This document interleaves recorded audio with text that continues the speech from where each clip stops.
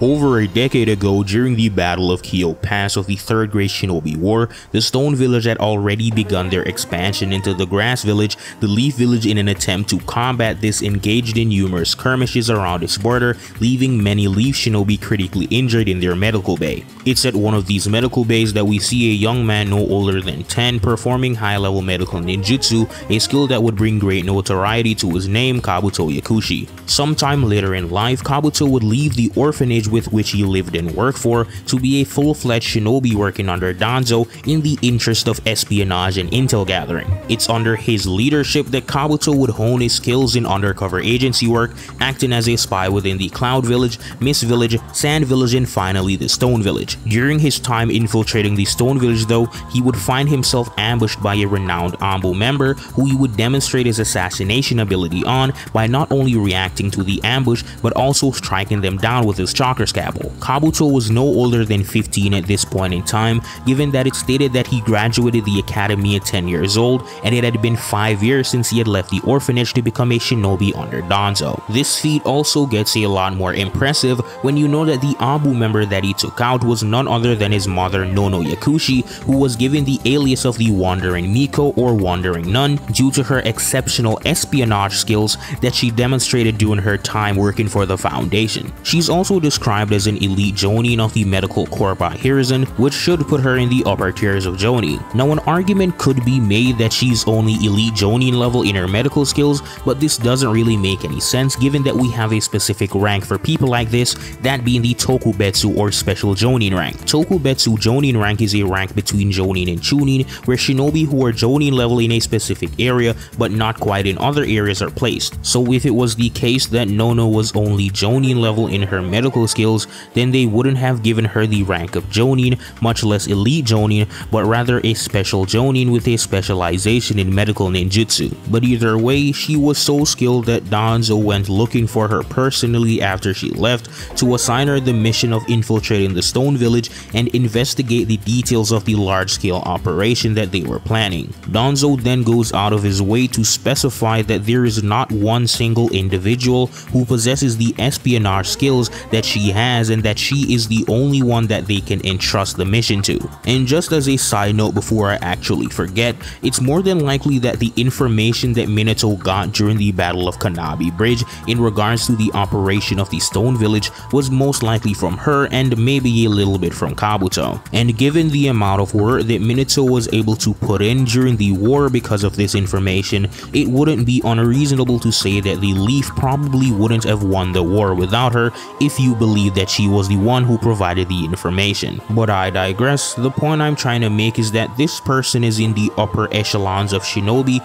and Kabuto at less than 15 years old and fatigued from fighting was able to one-shot them with relative ease, demonstrating his monstrous talent at such an early age. And not only that, after being given asylum by Orochimaru when they defected from the Foundation, it was revealed that the skirmish between Kabuto and his mother was set up by Danzo to dispose of them because they were too good at being spies and had accumulated too much knowledge to have been kept alive. So with just this, at the age of 15, Kabuto was already the greatest shinobi within his field, and with the guidance of Orochimaru, arguably the most technically skilled member of the legendary Sannin, he was able to not only infiltrate the Akatsuki, but also serve as a double agent under the guise of one of Sasori's subordinates. Fast forward a couple years, at 19 years old, Kabuto enrolls in the Chunin exam in the same year that Team 7 did in their first attempt, and while he doesn't do much here, there are some things that I want to go over that I think need a bit of highlighting. In his first appearance, Kabuto debuts one of the most interesting concepts within the series,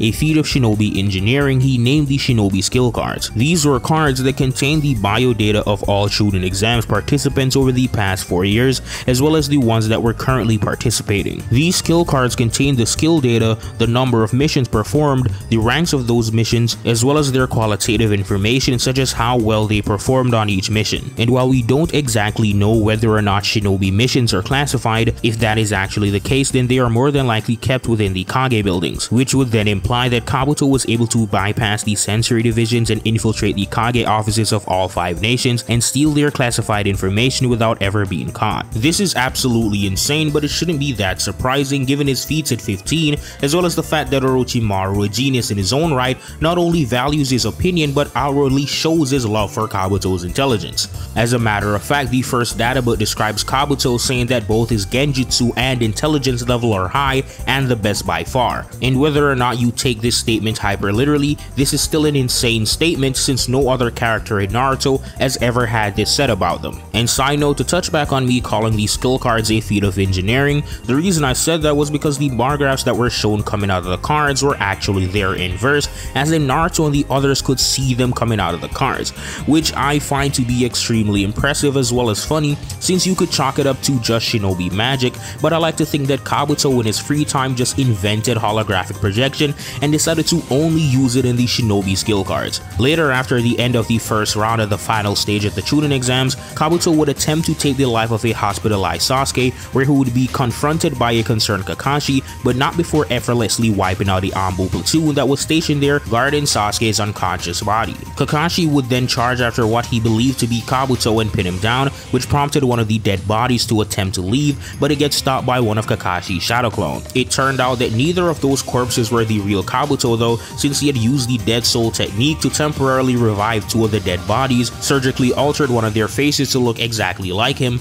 then have it talk to Kakashi on his behalf while controlling the other by having it attempt to leave. He also erased the odor of the dead bodies as well as his own heartbeat, then disguised himself as one of the Anbu members that he had killed to completely outplay Kakashi. This entire chess-like maneuver was so impressive that even Kakashi himself thought that Kabuto's skills were superior to that of the Mist Village's Undertaker squad, as well as saying, and I quote, "At this rate I'll be obsolete soon." Now this is significant for two reasons. Number one, the Undertaker squad is a special Anbu unit within the Hidden Mist, consisting of the most elite and secret ninja in the entire village, and their job is to hunt down rogue shinobi and dispose of their bodies, hence the name Undertaker squad. Kabuto's skills being superior to these shinobis would then put those skills above everyone within the village barring the Mizukage, or more specifically shinobi like Ao, who was actually a member of that squad who fought Shisui in the past. This however doesn't hold that much credence though, since it's more than likely specifically talking about his ability to handle dead bodies, but that shouldn't really matter since number two, Kakashi calling himself soon to be obsolete in comparison to Kabuto would then imply that Kabuto was at least somewhat relative to Kakashi, which would then put him above 90% of the Leaf Village. This is because in the first data book, Kakashi is referred to as Konoha's strongest ninja, as well as Guy referring to Kakashi as Konoha's top jutsu master. It would also put Kabuto relative to Might Guy, since it stated that both Guy and Kakashi are rivals, as well as stating that Guy's strength is comparable to Kakashi's. This would also mean that he's relative to Asuma, seen as though the first data book states that Asuma is almost as strong as Kakashi, but I don't really think that counts for anything. But the point is that at this point in time, there aren't a lot of people that are as skilled and powerful as Kabuto, and it would realistically take an elite Jonin to Kage level threat or something close to that to take him down. And speaking of Kage level threat, around 2 months later is where he fights one of the other legendary Sannin, Lady Tsunade, someone who would later become the 5th Hokage. It's generally accepted that all the members of the Sannin are relative in base, and in turn relative to Hiruzen, who is above the 5 Kage. Now this isn't to say that Kabuto is himself relative to the 5 Kage, but just to establish a baseline for the kind of opponent that he is up against. And before you start commenting, oh, Tsunade was nerfed because of her phobia and she was rusty. Yes, I know that those were factors in the fight, especially the rusty part, but let me explain why her fear of blood wasn't a factor for majority of the fight. At the beginning of their altercation, Tsunade attempted to blitz both Orochimaru and Kabuto, but not only was Kabuto able to react to her kick, he was also able to cover a greater distance in the same amount of time it took for Tsunade to follow through with her strike. They then go relative with each other, dodging blows and reacting to each other until Kabuto manages to land 2 strikes with his chakra scalpel, slicing up Tsunade's muscles before attempting to slice up her intercostal muscles to hinder her breathing. This prompts Tsunade to state, and I quote, "His jutsu instincts and sharpness surpass even my own in my prime," which is obviously bananas. Tsunade then converts her chakra into an electrical field, then pours it into Kabuto's nervous system, which effectively cut off more than half of the electrical signals running through his body, as well as crossing all the remaining signals, effectively randomizing all the motor functions of all of his limbs. But within a second of feeling out how much his body had changed, Kabuto was able to figure out 80% of the signal to limb combinations. He then proceeds to manhandle Shizune, who is a Jonin specially trained by Tsunade in both medical ninjutsu and close quarter combat, severs the tendons in her ankle, and bitch slaps her, putting her down for the count. And this is all before Tsunade got the blood nerf, which just supports the idea that Kabuto at this point is at least elite Jonin to low Kage level. Now moving into the war arc, Kabuto manages to pull off some of the craziest feats of ninjutsu prowess, as well as completely dwarfing his previous self with some of the craziest scaling assertions. The first thing that Kabuto does is revive the Akatsuki, the 6 Jinchuriki, the former Kage, and a plethora of other high-level shinobi with the Edo Tensei. A feat, I might add, that supersedes both the creator of the jutsu Tobirama as well as his sensei Orochimaru. And a detail that a lot of people overlook with how the Edo Tensei work is that the shinobi summoned have the ability to break free from the binding if they're strong enough, and the strength of the caster is determinant of whether they can do so. And we know this because Tobirama attempted to break free of the binding, but Orochimaru had spliced himself with Hashirama DNA, boosting his power, preventing him from doing so. This would imply that Kabuto was strong enough to overpower people such as Nagato and Itachi, which isn't that far-fetched, as I'm going to explain later. Kabuto also modified his body using the DNA of the Ozuki clan, Uzumaki clan, Jugo's clan, and most of all Orochimaru's corpse to achieve the perfect body. And by perfect body, we mean a body perfectly suited to learn Sage Mode at Ryuchi Cave. You see, the process of learning Sage Mode from the Snake Sage is a lot different from what Naruto learned at Mount Miyaboku. The way it goes is that the Snake Sage will bite you, inject copious amounts of nature energy into your body, and if you survive they teach you, but if you don't you transform into a snake and get eaten. Orochimaru initially attempted to become a Snake Sage, but he didn't have a suitable body and ultimately failed, which is why Kabuto spliced himself with the genes of Jugo's clan, since they are naturally inclined and adept at controlling nature energy. And it's with this body that Kabuto became the only stated perfect sage,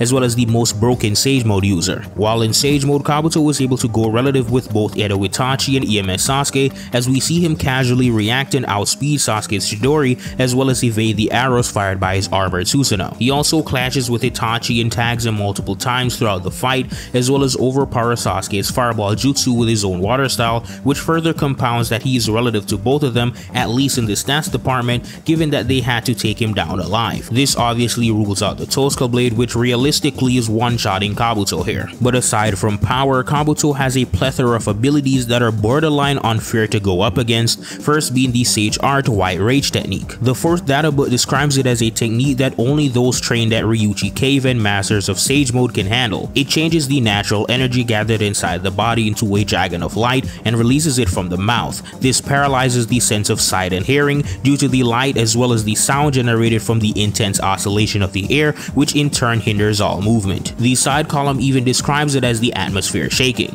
In fact, it was so potent that Sasuke said the sound was rattling his bones and was forced to take down his Susanoo. Kabuto, on the other hand, due to his snake eyes, could shun out the sight and block the light, as well as liquefy his body using Suigetsu's Kekkei Genkai, allowing it to simply flow with the sound and vibrations. And along with the heightened sensory perception of Sage Mode, he would have taken out Sasuke right then and there if it wasn't for Itachi preemptively protecting him from Kabuto. There is also the Sage Art Inorganic Reanimation that gives him complete control over the terrain, Kidomaru's spiral webs that require the combined Amaterasu of both Itachi and Sasuke, as well as Kimimaru's Bracken Bone Dance, which require the combined effort of both Itachi and Sasuke Susanoo using Inferno style flame control. But arguably the most impressive showing from Kabuto in the entire fight is his usage of Taiyuya's musical genjutsu Chains of Fantasia, which far surpassed Taiyuya's own usage of the jutsu. With it, Kabuto is able to bypass the defenses of the Susanoo and trap both Itachi and Sasuke inside of a genjutsu, a feat that is significant for the fact that the Sharingan is stated to give the user the ability to penetrate